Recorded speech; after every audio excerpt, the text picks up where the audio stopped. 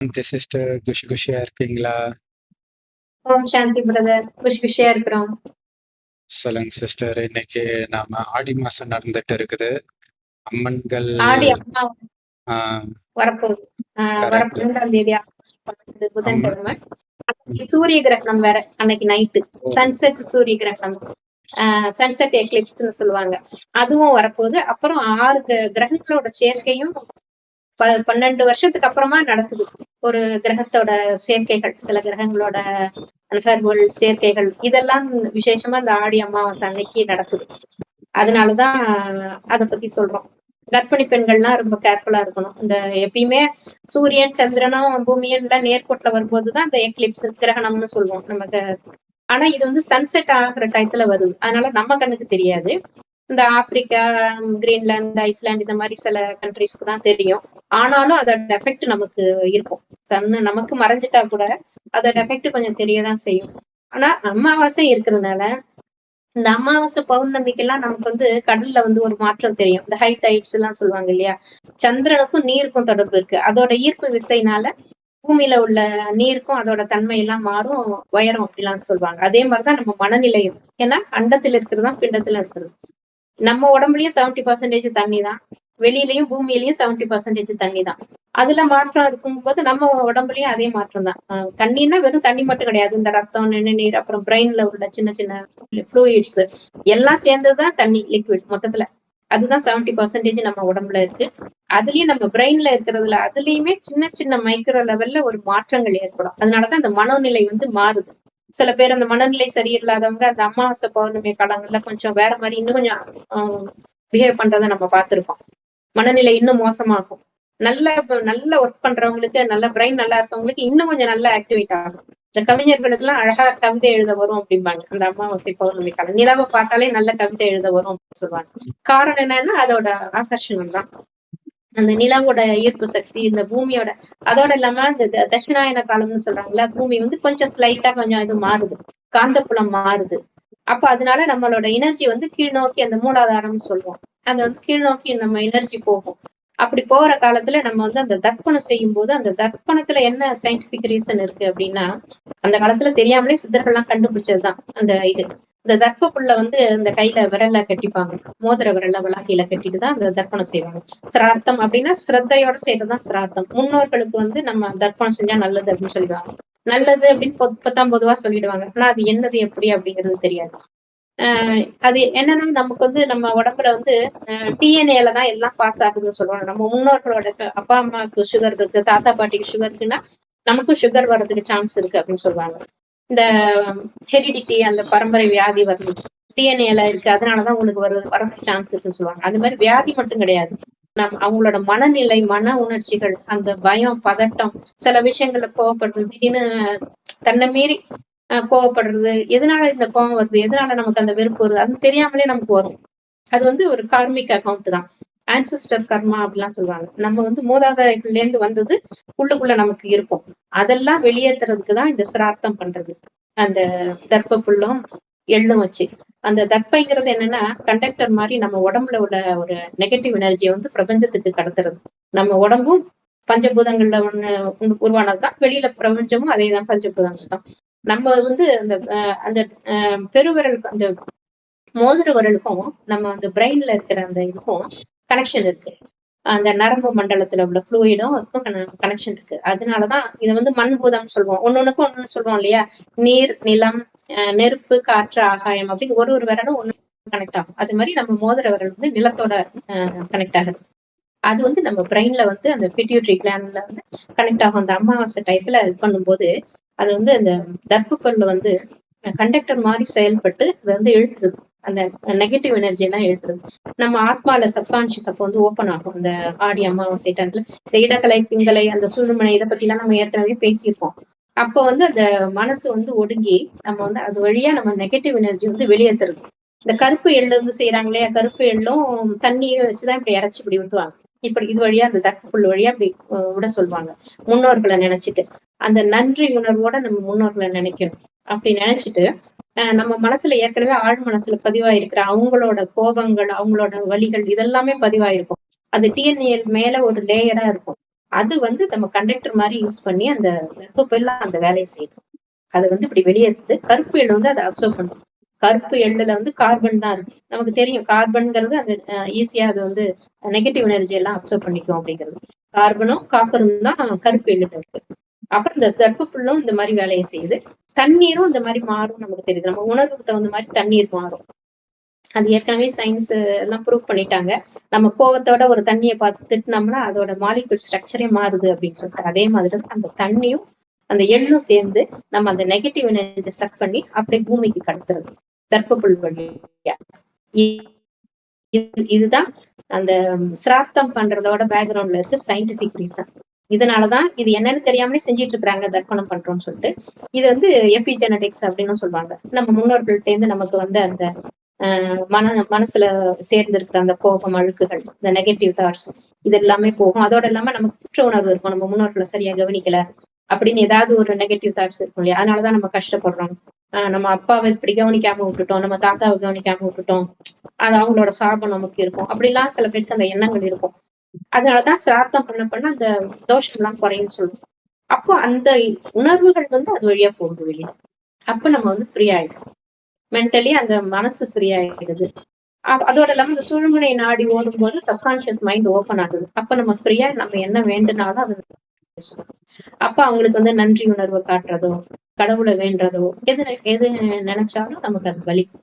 அதனாலதான் அந்த நேரத்துல அந்த ஆடி அமாவாசை தர்ப்பணம் பண்ணணும், நீர்க்கரையில இருந்து பண்ணணும் அப்படின்னு சொல்றோம். ஆனா நம்ம உணர்ச்சியே இல்லாம ஏதோ கடனுக்கு ஐயர் சொல்றாருன்னு சொல்லிட்டு நம்ம இப்படி செஞ்சுட்டே இருந்தா ஒரு பிரயோஜனம் கிடையாது. நம்ம உணர்வோட செய்யணும். நம்ம தாத்தா பாட்டிங்க நன்றி உணர்வோட செய்யணும். நம்ம நன்றி, நம்மள நல்லா பாத்துக்கிட்டீங்க, நல்லா இது பண்ணீங்க. ஆனா நான் அந்த அளவு உங்களுக்கு இது பண்ணிக்கல, உங்களுக்கு எல்லாம் நன்றின்னு சொல்லிட்டு அந்த நன்றி உணர்வோட செய்யும் போது நம்ம மனசுல இருக்கிற அந்த நெகட்டிவ் ஃபீலிங்ஸ் அந்த இது எல்லாமே அதோட போகும். அந்த தண்ணி எள்ளோட அது வெளியில போகும். நம்ம ஃப்ரீ ஆயிடும். அதுதான் இதுக்கு பின்னாடி இருக்கிற சயின்ஸ். சிராத்தம். அவங்கள வந்து அந்த சாபத்துல இருந்து ரிலீஸ் பண்றோம். நாம விட்ட சாபத்துல இருந்தே. இல்ல நாம விட்ட சாபம் அங்க கஷ்டப்பட்டுட்டு இருப்பாங்க. சின்ன வயசுல இருந்தே நிறைய நோய்கள் நிறைய பேருக்கு இருக்குது இல்ல, அது ஓரளவுக்கு ரிலீஸ் ஆகும். ஏன்னா அது திரும்ப இவங்க முன்னோர்கள்லாம் வேற பித்ருலோகத்துல இருக்காங்கன்னு வேற நினைச்சிட்டு இருக்காங்க. ஆனா அது உண்மை கிடையாது. அவங்க அடுத்த பிறவிலாம் எடுத்து போயிருப்பாங்க. இப்போ அவங்க இறந்து 10 வருஷம் ஆச்சுன்னா அப்போ 9 வயசு குழந்தையா எங்கேயாவது பிறந்திருப்பாங்க. ஆணாவோ பெண்ணாவோ பிறந்திருப்பாங்க. ஆனா நம்ம நினைவு வந்து அந்த எண்ணங்கள் போய் அந்த ஆத்மாவை போய் சேரும். அந்த பித்ரு அந்த இது கடன் செய்யும் போது நம்ம நினைக்கிறோம்ல, நன்றியோட நம்ம நினைச்சா அந்த நன்றி உணர்வுங்கிறது போய் அந்த ஆத்மாவை போய் சேரும் போது அந்த குழந்தை சந்தோஷப்படும். காரணமே இல்லாம சில குழந்தைக்கு சில நேரம் சந்தோஷம் இருக்கும், சில நேரம் அழுவாங்க. நம்ம பார்த்திருக்கோம். சின்ன குழந்தைங்க எல்லாம் காரணமே இல்லாம அழுவும். என்னன்னே தெரியாது. ஏன்னா அவங்க சொந்தக்காரங்க இறந்ததை நினைச்சு புலம்பி இருப்பாங்க, இல்ல திட்டி இருப்பாங்க, இல்ல சாபம் விட்டுருப்பாங்க. இவனாலதான் நான் அந்த நிலைமைக்கு வந்துட்டேன். என்னோட அப்பா வந்து எல்லாத்தையும் தூக்கி கொடுத்துட்டாரு, எனக்கு ஒண்ணும் இல்லாம போயிட்டாரு. திட்டுவாங்க இல்லையா சில பேரு, ஒண்ணுமே கொடுக்காம போயிட்டாரு, அப்படி பண்ணிட்டாரு, இப்படி பண்ணிட்டாரு. செத்ததுக்கு அப்புறமும் திட்டிக்கிட்டு ஏதாவது வச்சுட்டு இது பண்ணிட்டு இருப்பாங்க. ஒரு நெகட்டிவ் வைப்ரேஷனை கொடுப்பாங்க. அந்த வைப்ரேஷனை அந்த குழந்தைய போய் தாக்கும் போதுதான் அந்த குழந்தை அழுகுறது. நமக்கு என்னன்னே புரியாது. சில சமயம் சில குழந்தைகள் அழுது ரொம்ப சோகமா இருக்கு, மூட் அவுட் ஆயிருக்கு. காரணம் என்னன்னா இந்த மாதிரி இந்த வைப்ரேஷன் போய் அங்க தாக்குது. அதே மாதிரிதான் சிரார்த்தம் பண்ணும்போது நல்ல வைப்ரேஷன் கொடுக்கணும். அவங்க நன்றியோட நினைக்க அந்த நன்றி உணர்வு, வாழ்த்து அவங்கள போய் சேரும் போது அந்த ஆத்மாவுக்கு அது நல்லதான் கிடைக்கும். இதனாலதான் இவங்களுக்கு புண்ணியம் அப்படின்னு சொல்லணும். அது செய்யும் போது இவங்களுக்கு அது புண்ணிய கணக்குல வந்து சேரும். ஏன்னா ஒரு ஆத்மாவுக்கு சந்தோஷம் கொடுக்குறோம் இல்லையா? அந்த நன்றி உணர்வு அந்த கணக்கை நம்ம முடிக்கிறோம். அவங்க செஞ்சதுக்கு நன்றி சொல்றோம். அப்ப அந்த கணக்கு டேலி ஆகுது இல்ல, நம்ம திருப்பி நம்ம அவங்களுக்கு செய்ய முடியுமோ முடியாதோ. ஆக்சுவலா இந்த நிறைய குழந்தை பாலியல் குற்றங்கள்லாம் இப்ப நடக்குது.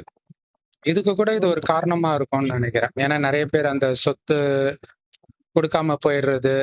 அந்த குழந்தைங்க எனக்கு தெரிஞ்ச ஒரு பையன், அவ கண்டிப்பா விபச்சாரியா தான் போறப்பா. யார் அவங்க அம்மாவை சொல்றான். அப்ப அந்த சாபம் வருது இல்ல. அப்ப அப்ப பாருங்களேன், அவங்களுக்கு வந்து அந்த நேரத்துக்கு நமக்கு யாரு சாதகமா இருக்கிறாங்களோ அதுக்கு ஏத்த மாதிரி பண்ணிடுறாங்க. ஆனா இந்த சாபம் கூட எடுத்துட்டு போறாங்கன்னு அவங்களுக்கு தெரியாது. அது தொடர்ந்து வந்துகிட்டே இருக்குதுன்னு தெரியாது. அதனாலதான் நமக்கு கடவுள் சொல்றாரு, ஆசீர்வாதம் ரொம்ப முக்கியம் இல்லையா? அடுத்த யுகத்துக்கே, அடுத்த கல்பத்துக்கே அது வருது. அப்ப எவ்வளவு முக்கியம் ஆசீர்வாதம் அப்படிங்கிறாரு. அது அப்ப நம்ம ரொம்ப கவனமா இருக்கணும். உயிரோட இருக்கும்போது. ஆ ஏன்னா இறந்த பிறகு நம்ம ஒண்ணும் பண்ண முடியாது. அது முடிஞ்சிருச்சு. சாபம் வந்துகிட்டே தான் இருக்கும். நாம ஒண்ணும் பண்ண ஏன்னா முடியாது.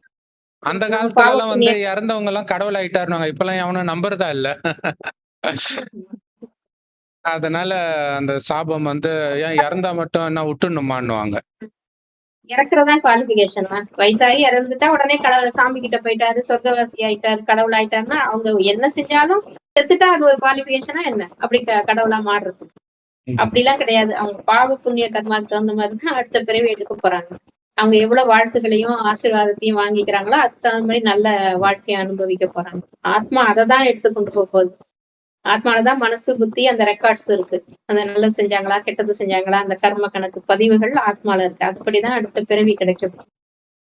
இதுக்கு அது முன்னாடி அதனாலதான் இதுக்கு முன்னாடிலாம் சொல்லுங்க. வந்து ஒரு 40 வயசு ஆனாலே ஆன்மீகத்த தேடி போக ஆரம்பிச்சுடுவாங்க. அதுக்கு அவங்க கடமையெல்லாம் முடிச்சுடுவாங்க. சின்ன வயசுல கல்யாணம் பண்ணி பேர குழந்தையே வந்துடும் 40 வயசுல. வந்த உடனே அவங்க பாட்டுக்கு சாமியார் பின்னாடி போயிடுவாங்க. அது வந்து அவங்களுக்கு தெரியாமலே அது ஒரு புத்திசாலித்தனமான விஷயம். ஏன்னா, அடுத்த ஜென்மத்துக்கு ரெடி ஆகுறாங்க. அப்ப எல்லாத்தையும் விட்டுட்டு போகணும்னு நினைக்கிறவன் வந்து பெருசா தப்பு பண்ணியிருக்க மாட்டான். பண்ணியிருந்தாலும் போய் சாரி கேட்டுருவான். ஆ எதையும் இழக்க தான் அவன் தயாரா இருக்கிறானே! எல்லாத்தையும் விட்டுட்டு தானே போறான். அப்ப ஆன்மீகத்தை நோக்கி போயிட்டு இருக்கிறான். அப்ப அடுத்த ஜென்மத்துக்கு அவன் தயாராகுறான். ஆனா, இப்ப எப்ப சாவுன்னே இப்ப அது மாரி போற பழக்கமும் கிடையாது. இன்னொன்னு, சரி அது வயசான அப்புறம் பார்த்துக்கலான்னு பார்த்தா, எப்ப இறப்போம்னே தெரியவே மாட்டேங்குது. இல்ல நல்லா இருக்கிறாங்க, டக்குன்னு பார்த்தா இறந்துட்டாங்க. என்ன நேத்து தான் என் கூட பேசினாரு, என்னால நம்பவே முடியலையேன்னுவாங்க. அந்த மாரி டக்கு டக்குன்னு வேற வருது. அப்ப நம்ம கவனம் அதுக்கு தான் இந்த நேரம் என்னுடைய கடைசி நேரம். இந்த நேரம் நான் யாருக்காவது சாபம் வாங்கியிருக்கிறேனா? அதாவது நம்ம யார்கிட்டயாவது எதையாவது இழந்திருந்தா அது நஷ்டம் கிடையாது. ஆனா, ஒருத்தருடைய சாபம் வாங்குனா அதான் உண்மையான நஷ்டம். ஜென்மம் ஃபுல்லா தாக்கும். அது வயித்தெரிச்சல கொட்டிக்கிறதுன்னு ஆ அடுத்தவங்களோட வயிற்று கூடாது. அதுதான் க சாபமா மாறும். கண்டிப்பா. அது ப்பா! ஏன்னா ஒரு சிலருக்கு வந்து நடுராத்திரி எந்திரிச்சு பயங்கரமான கனவுல கத்துவாங்க. உன்ன விட மாட்டேன்டா, விட மாட்டேன். அப்ப ஏதோ ஒரு ஜென்மத்து விஷயம் வந்து அந்த அளவுக்கு ஆழமா பதிவாயிருக்கு. அப்ப ஒவ்வொரு தடவையும் அவங்க கனவுல கத்தும்போது அங்க சாபம் போகுது. இல்லையா? சாபம் கொடுக்கறதும் பாவம். இன்னொரு விஷயம் இல்லையா? சாபம் கொடுக்கறதும் பாவம். ரொம்ப சாபம் கொடுக்க நமக்கு ஃபிட்ஸ் வந்துடும். அது வேற இருக்குது. ஒரு நெறைய பேருக்கு ஃபிட்ஸ் வந்தாலே சொல்றது என்னன்னா, கோபப்படக்கூடாதுன்னுவாங்க. இப்ப கோபப்படுறவங்களுக்கு தான் வருது அது.